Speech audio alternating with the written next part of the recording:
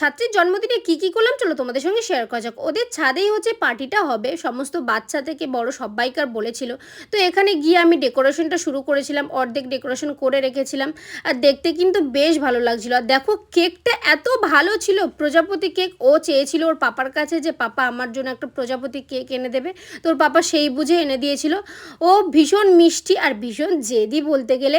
কেকটা আমার এত ভালো লেগেছিলো, দেখতে যেরকম সুন্দর সেরকম খেতেও ছিল। এটা হচ্ছে মিয়ামর থেকে ওর পাপা হচ্ছে অর্ডার করে নিয়েছিল। তারপরে এখানে সবাই সেলিব্রেট করছিল, হ্যাপি বার্থডে উইশ করছিল। ও ওর পাপা মা সবাই একসঙ্গে দাঁড়িয়ে কেক কাটছিল, দেখতে বেশ ভাল লাগে তাই না? তারপরে কাকিমা এখানে পায়েস দিয়েছিল, পায়েসটা কিন্তু বেশ ভালো রান্না করেছিল। কাকিমা কিন্তু ভালো রান্নাবান্না করে। তো কেকটা তো বললাম আগে, কেকটা বেশ ভালো ছিল। হ্যাঁ, মিয়ামরে একটা জিনিস কি বড্ড মিষ্টি হয় কিন্তু টেস্টি হয়। যাই হোক, তারপরে খাওয়া দাওয়া শুরু করলাম। এখানে প্রথমে ডাল ছিল, তারপরে পটলের তরকারি, তারপরে ছিল চিকেন। টাটা।